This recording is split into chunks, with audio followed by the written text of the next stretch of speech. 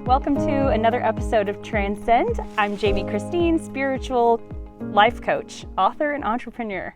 I tripped up there. We just got done hiking up a really tall, steep incline. And yeah, as in shape as I am, I feel really out of shape. I'm less in shape, but it's okay. It's okay. And we're chatting with Ted again today. I'm so excited to have you back. Hi everybody, I'm excited to be back. Yay. I had Ted on, actually I think my very second podcast that I ever did. And we talked about your latest release of your debut novel, which is Healthy Me, Happy We. And how's that going so far? It's going well. We're about 2 months in. I've lost all track of time these days. Haven't we all? A little under 2 months.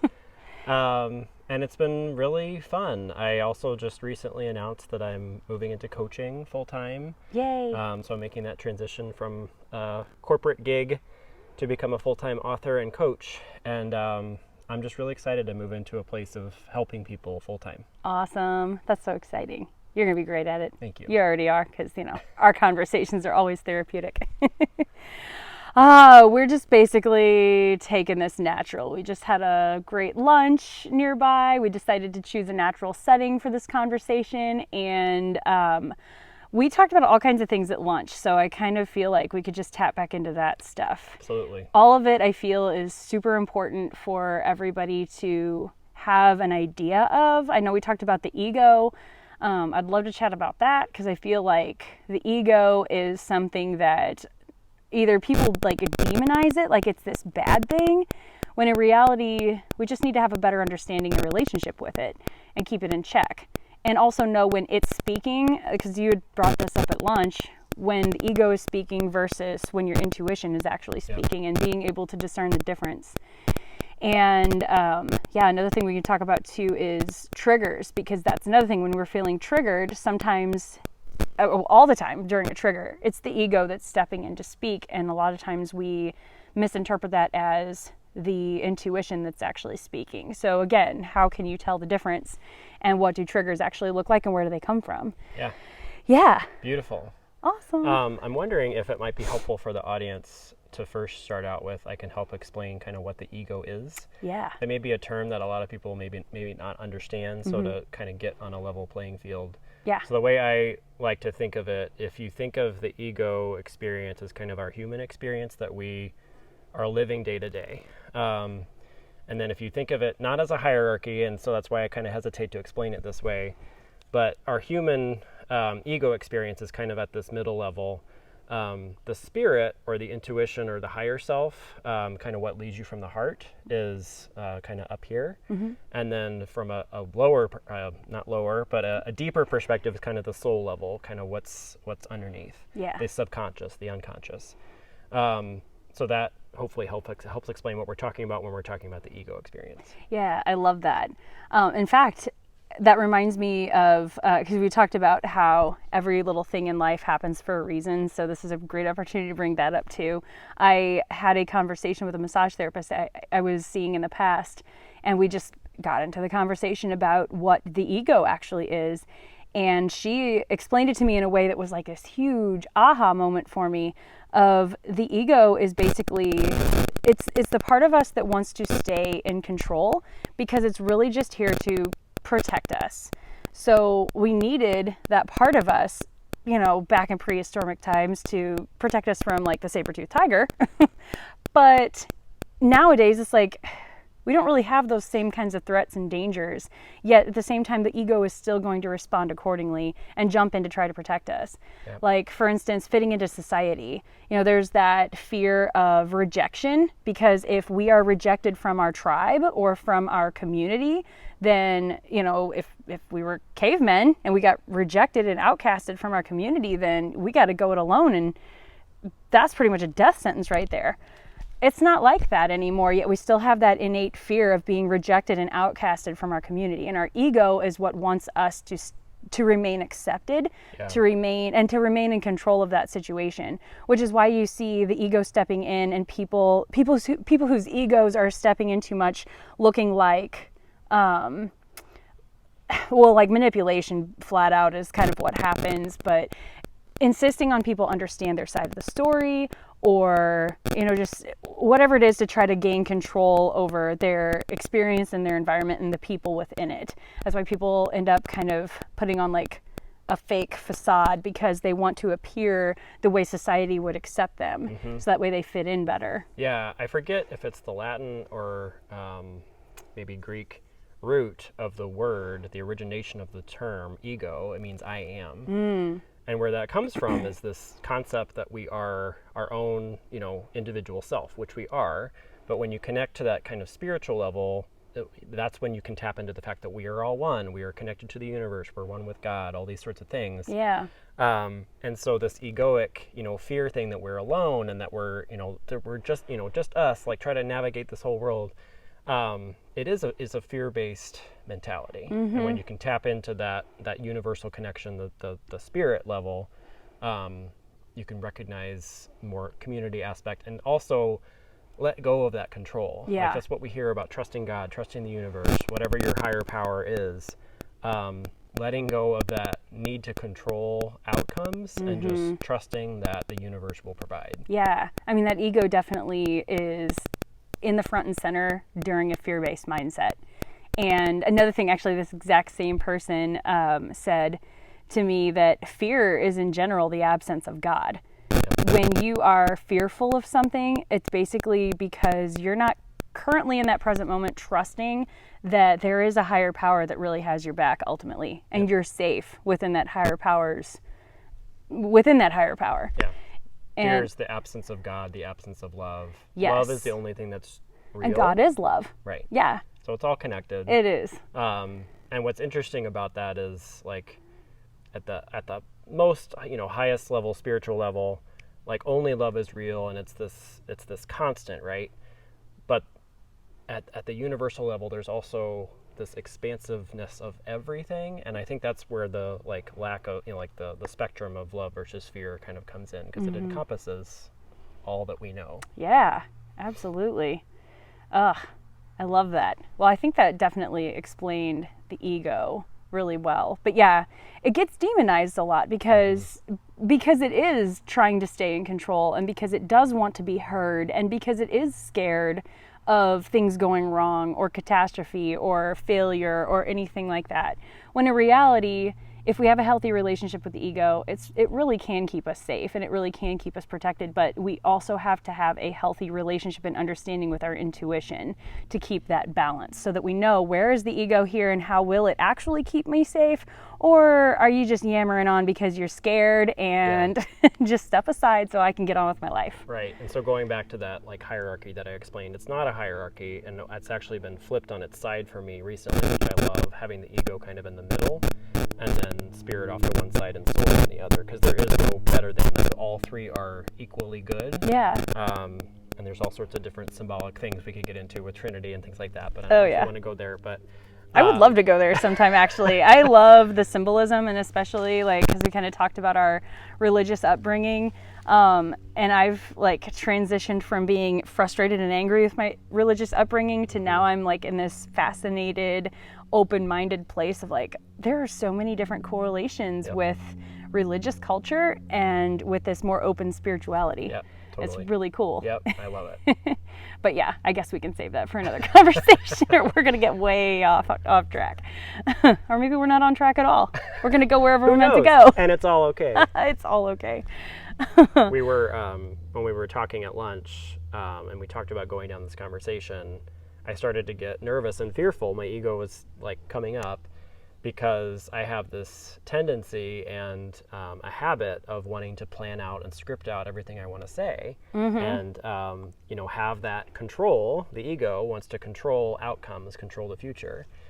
And what I was sharing with Jami is that lately I've really been embracing imperfection, and also embracing speaking from the heart and using my intuition to just navigate and talking in the present. Even as I'm talking now, I'm starting a sentence and not really necessarily knowing where it's going to end, and it feels amazing. Good. To not be planning out every single step, because in my past I would tend to do that, and more often than not what I thought would happen never would. And then I would just lose all sense of control, and it was just a shitty place to be. Yeah, it really is. Honestly, I think that's like the construct of trauma. I mean, in my most traumatic experience in my life, it was traumatic simply because I wanted so badly to control the outcome, and the outcome needed to be in alignment with exactly what I thought it was supposed to be. And when nothing happened the way I planned for it to be, all hell broke loose in my entire world inside of me. And yeah, it was definitely something to learn, which took a few years to learn, that the less I try to control and micromanage my life, the more my life just flows naturally. And sometimes things happen that we think we don't really want to happen, like the incident with me where it's like I knew what I wanted and I didn't get anything that I wanted. But if I had had more of an open mind and a place of more like flexibility and allowance and acceptance, it wouldn't have been traumatizing for me, but instead I would have received it as, okay, well, whatever I thought I wanted wasn't what the universe knew I needed. And whatever the universe knows I needed is better for me. And I'm going to trust the universe and everything's going to be okay. Yeah, absolutely. And we have to go through those traumatic experiences to learn on the back end, like what this, beauty is of trusting and letting go. Yeah. I don't know that anybody's naturally able to just kind of do that from birth. Maybe. I was actually just going to ask, like, do you think we have to go through the traumatic experiences to really get it? Or is anyone incarnated in their lifetime to be so lucky that they just get it? I don't know. Wouldn't that be nice? Maybe there are like a handful. I definitely think the human race at a universal level is, or at a global level, I should say, not universal, because humans only live here on Earth. Or do they? Well, the humans as we know it. Right. And I forgot where I was going with that. I'm sorry. Okay. Aliens, squirrels. Oh, I was going to say, so I think, we as a planet are constantly evolving, generation after generation. The consciousness is definitely evolving, and maybe there are a handful of people that are born with that innate sense of kind of not needing the traumatic experiences to understand these things. But yeah, that they get that sense of surrender right off the bat. I guess in a way, as a mom, I'm kind of experimenting with that because, like, naturally, when you have kids, you want the best for them. You don't want them to have to suffer the way we did. And I remind myself that if they have to suffer, I had to suffer too. And I survived, and I came out better because of it. So the same will happen for my kids. It's just hard for a parent to ever have to watch your kids suffer, and you want to lead them down a path so that they don't have to suffer in the way that you as a parent did.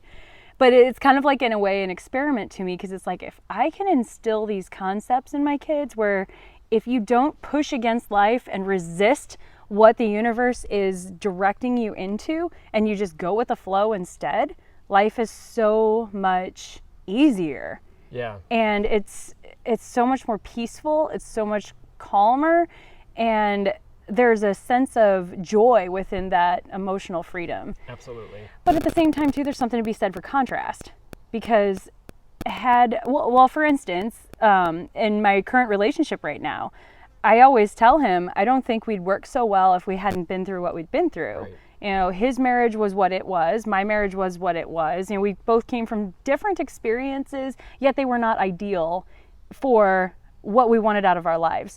And when those marriages ended, he knew what he wanted. I knew what I wanted. We had our boundaries set. We knew this is the kind of life that I want to live now, and I want a partner that matches that, should a partner ever come into my life. And I just appreciate so much of our relationship together because I have the contrast to compare it to. Absolutely. I have with him what I didn't have before. And it's just, that appreciation is like nothing else. And it goes with, you can't understand what light is unless you know what darkness is. Right. Yeah. And it's all about timing too with human relationships. Like if the two of you had met 15 years ago, before you had gotten together with your ex-spouses, you probably wouldn't have been the right energetic match for each other. Yeah, we wouldn't have been compatible. Right. Yeah, because it's our life experiences that grew us into the people that we are, that compatibility works. Mm-hmm. And that being said, and that's something I'd like to explore too sometime, is just relationships in general, when it comes to something like that, like we're in a place where we've seen how much we've changed over the past decade or more. And, you know, yeah, there was a level of compatibility with our spouses, ex-spouses, back when we first got together, or we would have never gotten together in the first place. So that compatibility was there at one point, but then it's like, it just turned into this, we're just forcing a square peg into a round hole kind of thing. It's like, this is not working anymore. Energy, and it, like your energy is aligned. I think we did this on my first I feel like we did. Where your energies are kind of aligned for a period and then they diverge. Yeah. And that's okay. It's okay, People are yeah. in different places in their lives. And I said that in the duration, like while we were going through our divorce, it's like, you're not a bad person and I'm not a bad person just because this marriage isn't working anymore. This relationship isn't working anymore. It's a square peg in a round hole. Or it's a size 8 foot trying to wear a size 6 shoe. You know, it's like the shoe's not wrong, the foot's not wrong. It's just, that's not good for the foot. It's not a fit, right? It's not a good fit. And I feel like that's always the case. So yeah, okay, I'm the right size shoe for the right size foot and it's working right now, but the foot might grow. The shoe might not work anymore. You know, it's like these things will shift and evolve, and I really like that freeing mindset that we have right now, that one of us or both of us may grow in directions that aren't going to be compatible anymore, and that's okay. And we'll cross the bridge when we get to it. And more I'm starting to embrace that, you know, maybe that's actually the natural way of human relationship, is being with that person, whether it's a friendship or romantic partnership or other type of relationship, for a period of time, for as long as it works. And if and when it comes time to part ways because it no longer makes sense to spend that much time together, then so be it. Like, there doesn't need to be this you know, commitment to forever when we don't know what the future is going to bring. We don't know what the future is going to bring. You have no idea what's going to happen. You know, as quickly as the rug got pulled out from under me 10 years ago, who's to say the rug won't get pulled out from under me again? And that's going to change me into an entirely different person on the next step of the journey. Right. And yeah, I totally agree with that. And I've been thinking the same things about relationships in general. It's like, why do we have this idea that we are supposed to commit to forever? Like, that just seems ridiculous. Yeah. And I'll admit, when you first started saying things like that to me, I used to think, oh, it's because her first relationship didn't go well, that's why she thinks that. Right. But now that I'm in a similar place, I understand, like, I'm divorced as well. I don't want to repeat that relationship by any means. But it's not because that relationship failed that I feel this way. It's just a different appreciation for the beauty of being present. And again, not trying to egoically plan out our entire future when we don't know what is waiting for it. Hell, I don't even know what's going to happen for me next week. I know. With the way things are, you know, opening up for me now that I'm kind of going with the flow more. Let alone a year or 10 years from now, like. Yeah. Oh yeah. You have no idea. And that's why I find it absurd that we would commit to forever with this person that you don't know who they're going to be 5 to 10 years from now. You don't know who you're going to be 5 to 10 years from now. Right. Yeah. And I'm glad you said that, you know, a lot of people look at me that way too, that it's like, oh, it's just because your relationship didn't work out. And honestly, like, I don't even see it as a failed relationship, and I don't see it as a failed marriage. And I think I've posted about that on my Instagram before. Like, divorce is not a failed marriage. Right. That's a huge success, to recognize that this is not working anymore. And it is in my best interest and everyone around me's best interest for me to move on to something that's going to make me happy and move out of something that isn't working anymore. Yeah. Like, how is that a failure? That's why I put failure in quotes. So I'm glad you put that in quotes, because it wasn't a failure. There are no mistakes. Like, everything that we go through for a reason. Everything happens for a reason. Yeah. And, you know, those trying, difficult times teach us lessons. Yes. And, you know, piggybacking off of that, like, there is a lesson to be learned from everything we experience.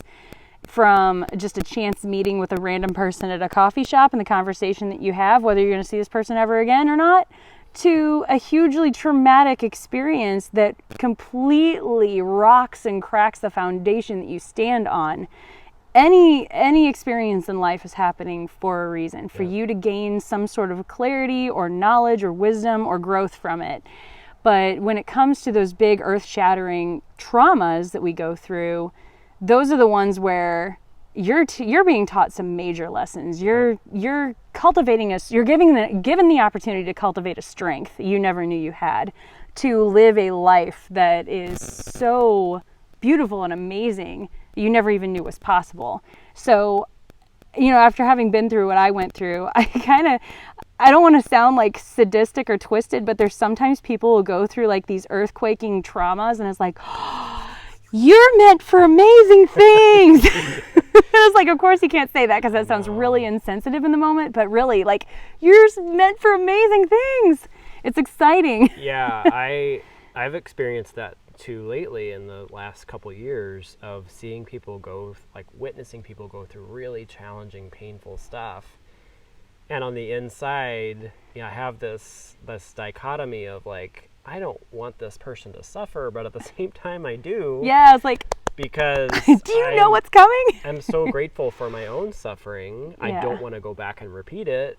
But like you said earlier, like I now have the flip side of the appreciation of this beautiful life that I have now. Yes. And if my life had been boring, leading up to this point, I wouldn't have that immense joy and peacefulness that I experienced. Yeah, you wouldn't have that awareness. You wouldn't have gained those life lessons, meaning you wouldn't have taken on this new perspective and outlook. You wouldn't have the contrast for comparison. Right. Like, this is why traumas are such a blessing.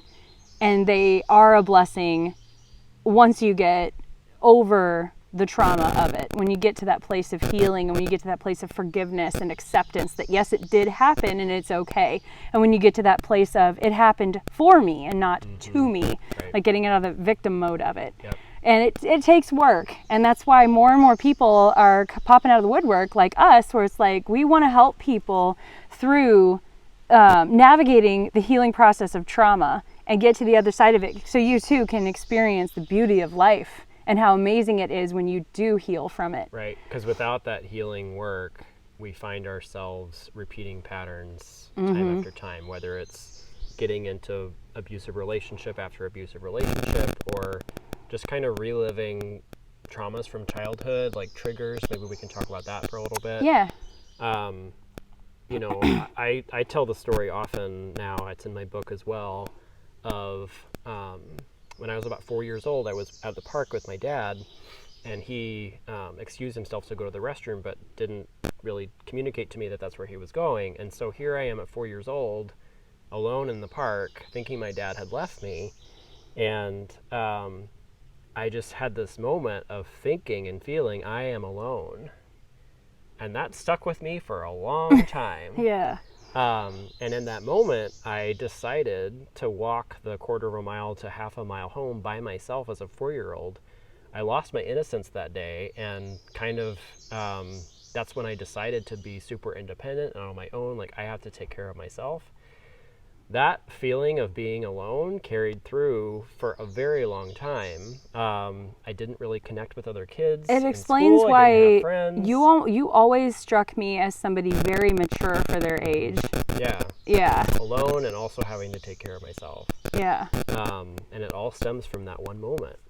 And it also explains why I ended up in a 15-year abusive relationship. I was together with someone, but I was very alone in that relationship. I didn't feel connected to him. Yeah. That's why one of the reasons why I attracted that relationship. So the work that you and I are doing on ourselves works to heal those wounds from the past. And so now I'm, in a place where I feel very connected to other people and to myself.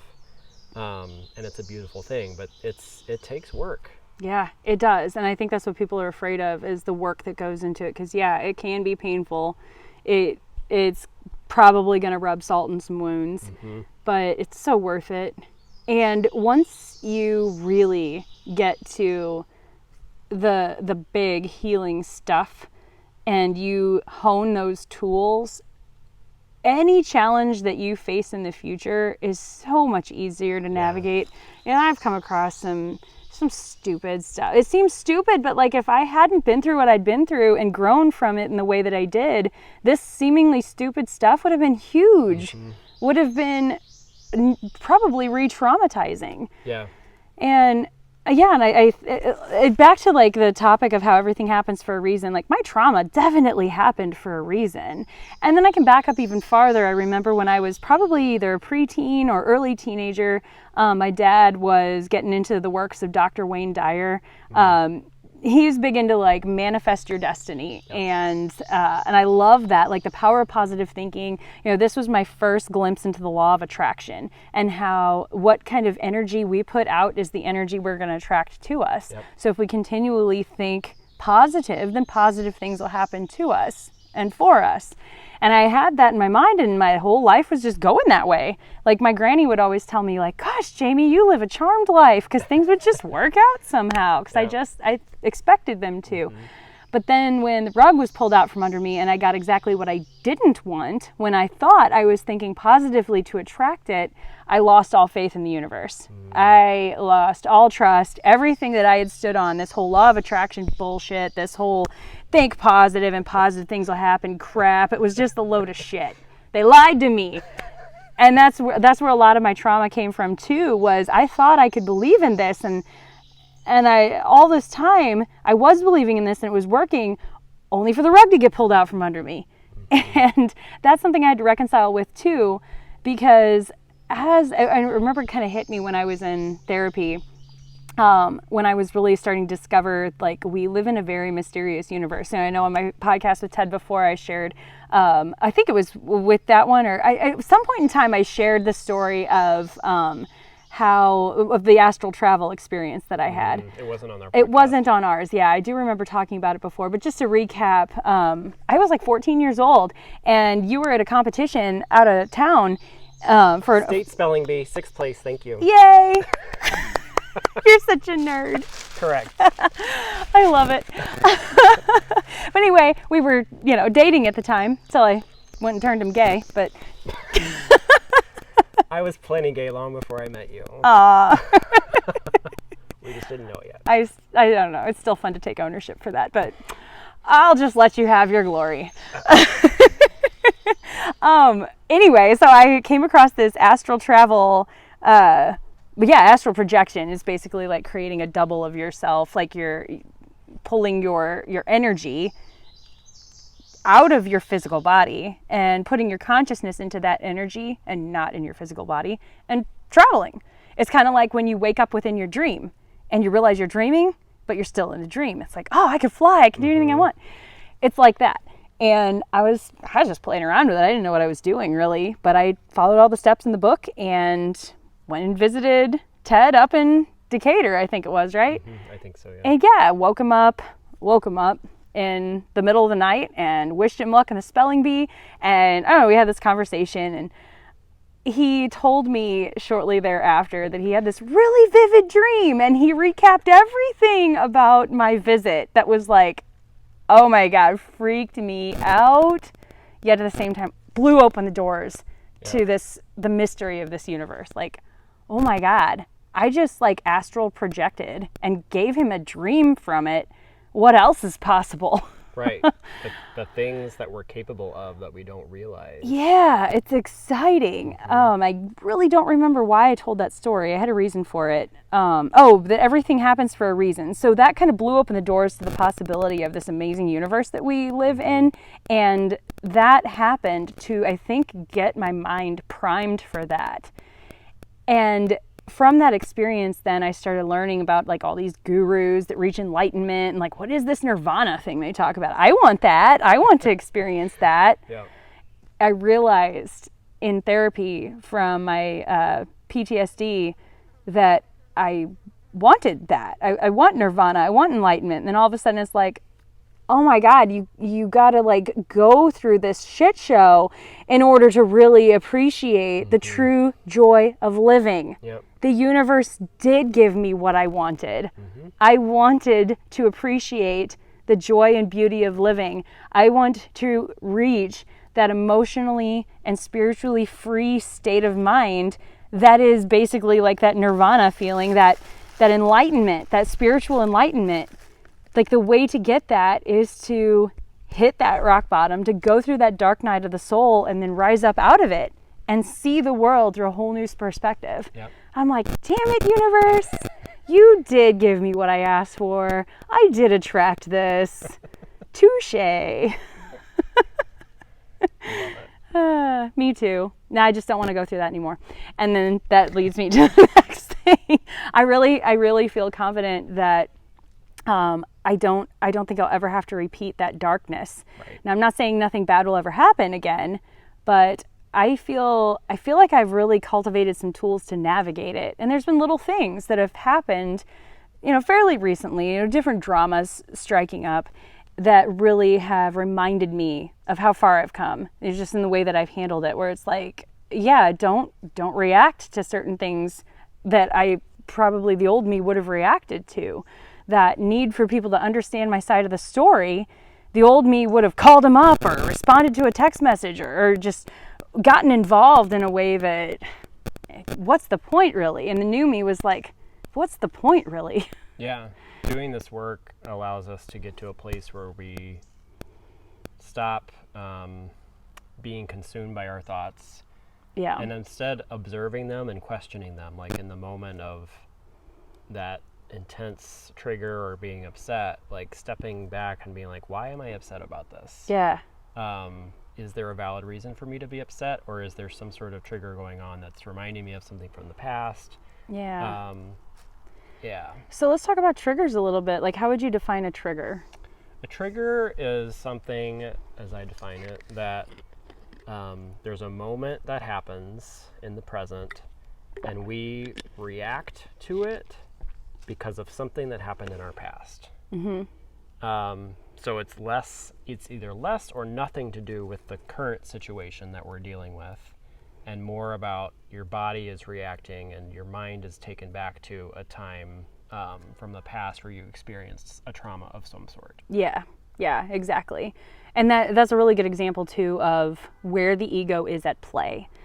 Because, if you want to go back to prehistoric times with our saber-toothed tiger again, say that tiger's in the bushes and the bushes are rustling and you narrowly escape within an inch of your life from this tiger, every single time those bushes rustle from here on out, whether it's the wind or a rabbit or another tiger, you're going to get triggered. That is going to basically wake that back up for you, and basically is a protective measure. It's going to try to protect you from, narrowly escaping within the inch of your life again, or, it's there for a reason. But nowadays, it's the same kind of response happening because it wants to protect you. Yep. But now we have to recognize, is the bushes rustling because there's another tiger in the bushes, or? Right. So one example I like to give, I was in an abusive relationship for 15 years where we fought a lot, and any sort of disagreement would lead to a fight. Like there was no room for having a differing opinion of any sort. I think what you're about to bring up here, I think this is a big trigger for a lot of people. Yeah. So listen. And 5 months after ending that relationship, I began a 10-month relationship with a man who we had amazingly beautiful. It was my first experience with a healthy relationship. Very loving, very respectful, all the good things, checked all the boxes. And throughout the course of that 10 months, I found that any time I found myself in any sort of level of disagreement with him, even if it was just a difference of opinion, my chest would get tight and I just felt so uncomfortable because I was afraid to disagree, because I thought that the same patterns would continue. Mm-hmm. And it took practice with him to learn that, like, oh, it is okay for me to share my feelings. Like, we can disagree. Maybe we'll get to a point of agreement or compromise. Maybe we won't, and that's okay as long as we're respectful of each other. Yeah. And it's like, oh, this is what a healthy relationship is like. I know. I had no idea. Yeah, and I can totally relate to that because so many fights happened for me too that was basically just not agreeing on the same thing. Mm-hmm. Who cares if you don't agree on the same thing? Like, it's so dumb. And now in like the relationship that I'm in, we both have that same awareness. he's allowed to not agree with me. It's okay. And it's so refreshing to know that I'm allowed to not agree with him, and he's not going to get mad at me, Right. and I'm not going to be wrong, and I'm not going to be stupid, and I'm not going to be crazy for not seeing things through his eyes and not agreeing with the way he thinks things are or should be. Yep. It's so nice. And I feel like if everybody knew that and could keep that in check in a relationship, and, you know, back to the ego, I think that's where the ego is. It's like the ego wants everybody to see things the way we see them. The ego wants everybody to be alike. If we all agree on the same things, then we've got our little community and nobody's getting outcasted and everybody is safe. Yay. And the reality is, I can't even imagine what that would be. Gosh, like, it doesn't even matter though. Like, all this stuff doesn't matter. And it's like, if we can go into the relationship with this level of respect for each other, like, we're not going to see eye to eye on everything. And you're not wrong for disagreeing with me, and I'm not wrong for disagreeing with you. We're just on two different sides of the same coin. Mm-hmm. It's okay. Yeah. But yeah, we got off track on the trigger thing. There was a couple things I wanted to explore within the topic of triggers, because I think we react a lot based on triggers. Mm-hmm. And I feel like being in a place of non-reaction is also another aspect of emotional freedom and living a truly free, joyful life. So when we're triggered by something, our metaphorical bushes rustle and we think it's the tiger again, you know, we react. And that could be based on anger. It could be a reaction of anger. It could be a reaction of guilt. It could be a reaction of fear. Yeah, a lot of things that wind up in a fight with the person that triggered us. You know, the person isn't the tiger. The person just happened to do something that created a rustle in the bushes, and we jumped to the conclusion that there's a tiger there again. Mm-hmm. Right. So again, it's about, you know, I have found a lot of beauty in the pause. So waiting to react to something, like, again, becoming an observer of your thoughts, questioning, it's okay. And the one thing I want to clarify is it's okay to feel those feelings that you're feeling in the trigger. Like, yes, I still find myself like, I don't want to be angry about this. And it's like, no, don't resist it. It's okay to feel it, but kind of step back and be like, you know, why am I feeling angry? Yeah. And it's like an instantaneous thing now for me, because I've been doing this work, but it takes time. It takes practice to kind of step away and before you react, mm-hmm. and say something you regret, or, you know, things like that. Yeah, that self-awareness is so important.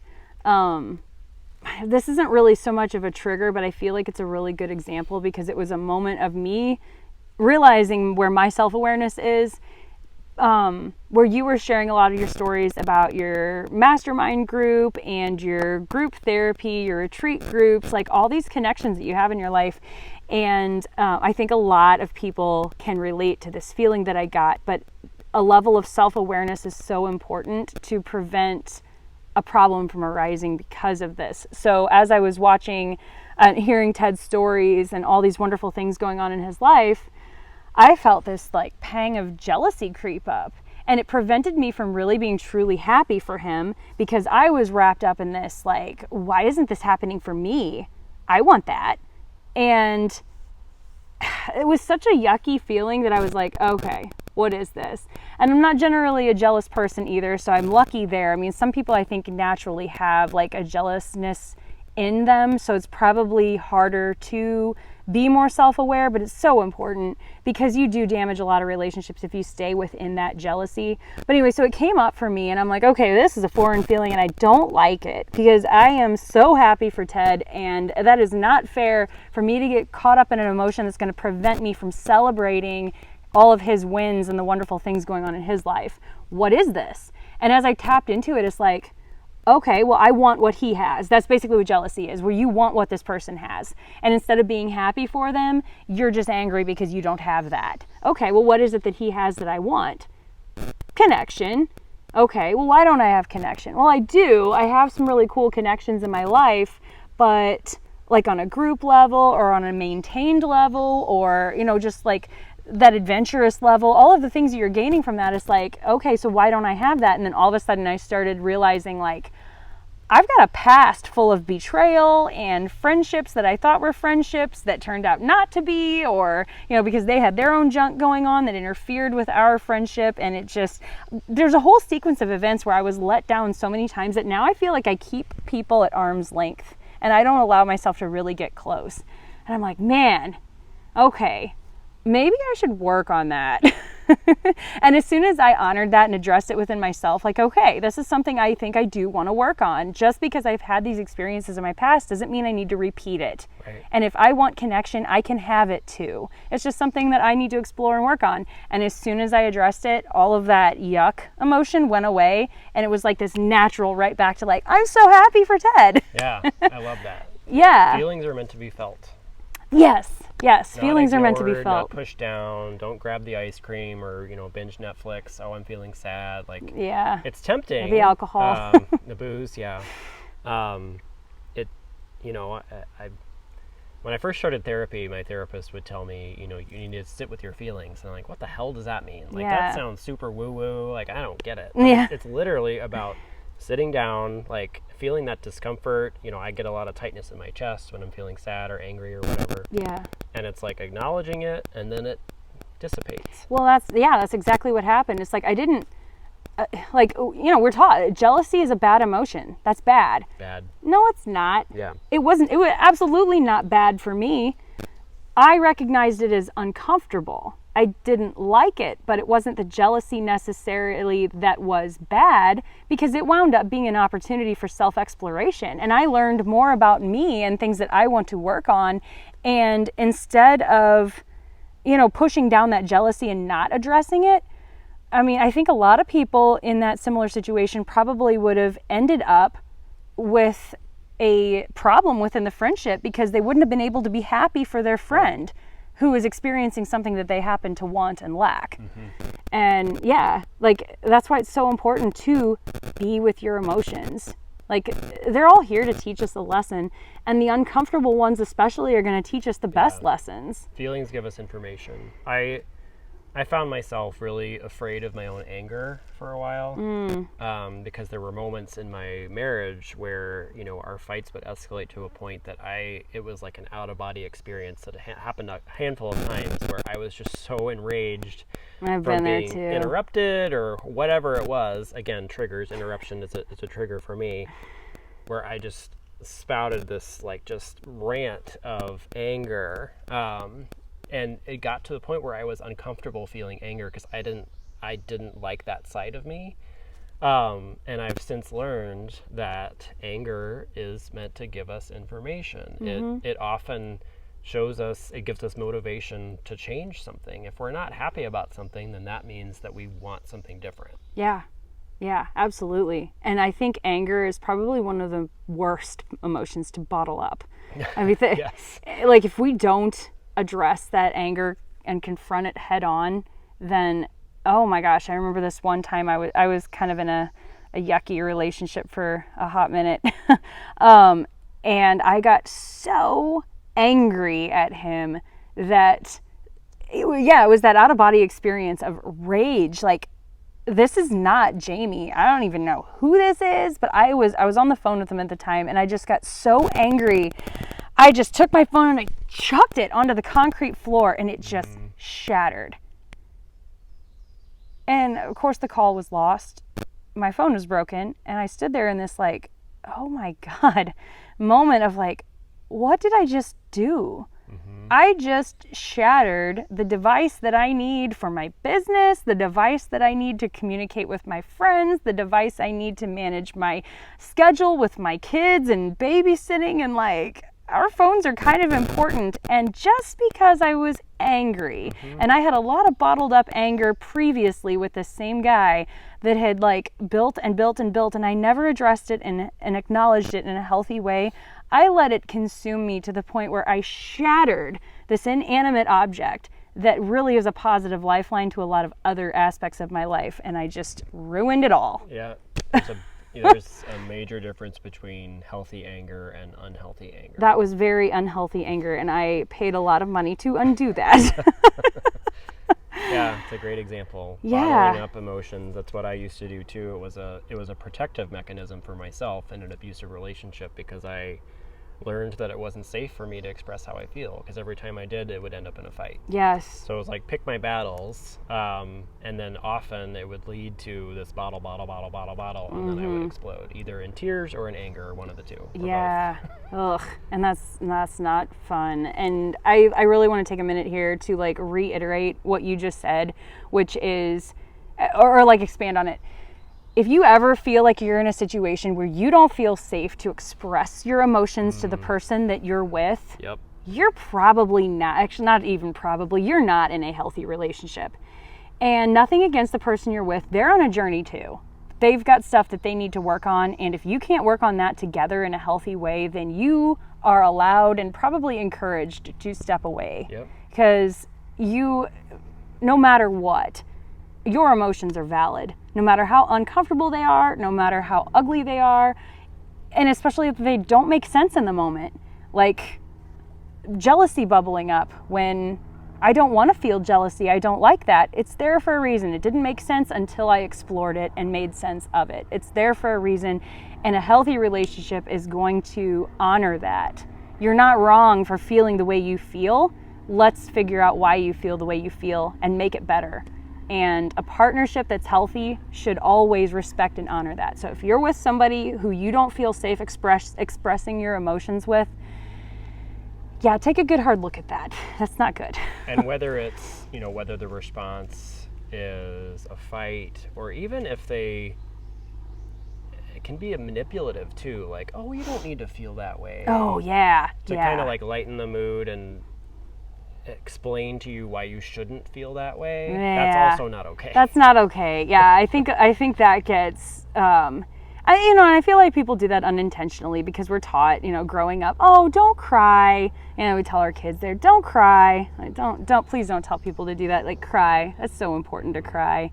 But anyway, I'm just using that as an example. But yeah, there's also the people that will manipulate you through your emotions to shame you for feeling the way that you feel, and result ultimately in you being wrong for feeling the way that you feel. Again, it's not okay. Yeah. I'd like to expand on what you just said about the well-intentioned people too. Like, yeah. They aren't necessarily toxic, and I think friendships are a good example. Like, we don't want to see our friends suffering, and so we do our best to console. But what I've found is, again, it's so important to allow not only yourself, but other people to feel their feelings too. Yeah. Like, oh, I don't want you to be sad. Let's go drinking. It's That's not a a good very way, good example. Yeah. No, sitting with them and allowing them to talk and speak their mind and from the heart with what's going on, without giving advice unless they ask for it. Like, just letting someone be with what's going on with them. That is healthy friendship. Yes, that's what holding space is. I hear that term a lot, and I wonder how many people really know what holding space means. But that's basically what it is. Sitting in a safe place, where you're creating a safe place for your friend who's going through something, and allowing them to feel what they're feeling without trying to fix it, without trying to control it, without trying to do anything but simply be in their presence so that they can feel safe. Yeah. Yeah. That's good stuff. We could save the world, I'm working on it. Me too. So are you. We are. Oh, what else? I feel like we covered a lot of the stuff that we kind of talked about, what we wanted to talk about at lunch. So was there anything else that's popping into the forefront of your mind? Not really. Just the fact that, like, it's really peaceful in this spot, and it's reminding me of how peaceful life is now. Yeah. I've been struggling lately with a really, really busy life, because I'm basically working 2 jobs as I transition from my corporate gig into full-time coaching.